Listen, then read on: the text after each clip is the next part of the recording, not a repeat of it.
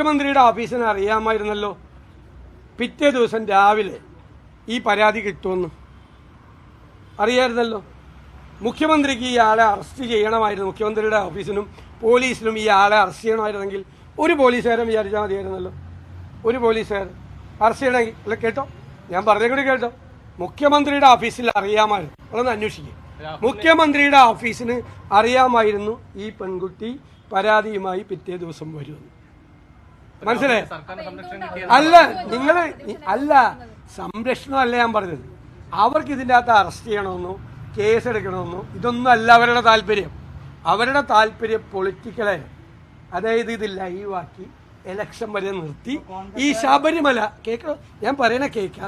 ആദ്യം ചോദിക്കുമ്പോൾ ആദ്യം ഇതൊരു മര്യാദ പഠിക്കുക. ആദ്യം ഒരാൾ വർത്താനം പറഞ്ഞുകൊണ്ടിരിക്കുമ്പോൾ ചോദിക്കല്ലേ, ഞാനിങ്ങനെ നിന്ന് എന്നൊന്നും അർത്ഥം ചോദിക്കല്ലേ കേട്ടാ.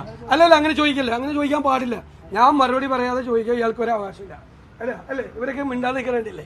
അല്ലേ, മിണ്ടാതെ നിൽക്കല്ലേ, മിണ്ടാതെ നിൽക്കേ. ഞാൻ സംസാരിക്കുമ്പോൾ മിണ്ടാതെ ഇല്ലെങ്കിൽ ഇയാളിനി ചോദിക്കണ്ട. നിങ്ങൾ അല്ലല്ല, അതെന്ത് മര്യാദയുടെ കൈരളിയാണെന്ന് പറഞ്ഞ് എന്ത് തോന്നിയാസമാണ്. ഞാൻ മറുപടി പറയുന്നതിന്റെ ഇടയിൽ ചോദിക്കാൻ പറ്റില്ല, അല്ലെ ഞാൻ പറയില്ല. അതൊക്കെ മുഖ്യമന്ത്രിയെ പറ്റി പറയുമ്പോ കൈരളിക്കാർ ചോദിച്ചത് ഇതാണല്ലോ. അപ്പൊ ഇവർക്ക് അല്ലല്ല, ഞാൻ പറയട്ടെ, അവർക്ക് അറിയാമായിരുന്നു, തലേ ദിവസം അവർക്ക് അറിയാമായിരുന്നു പരാതി വരുമെന്ന്. എന്നിട്ട് ഒന്നും ചെയ്തില്ലല്ലോ.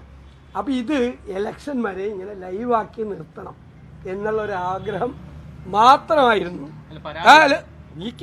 തീർന്നില്ലല്ലേ ഏട്ടാ, എന്താ ഇത്ര ധൃതി? ഇതൊന്നും ഞാൻ ആ മുഖ്യമന്ത്രിയുടെ പത്രസമ്മേളനത്തിൽ കാണാറില്ലല്ലോ ഈ ആവേശം.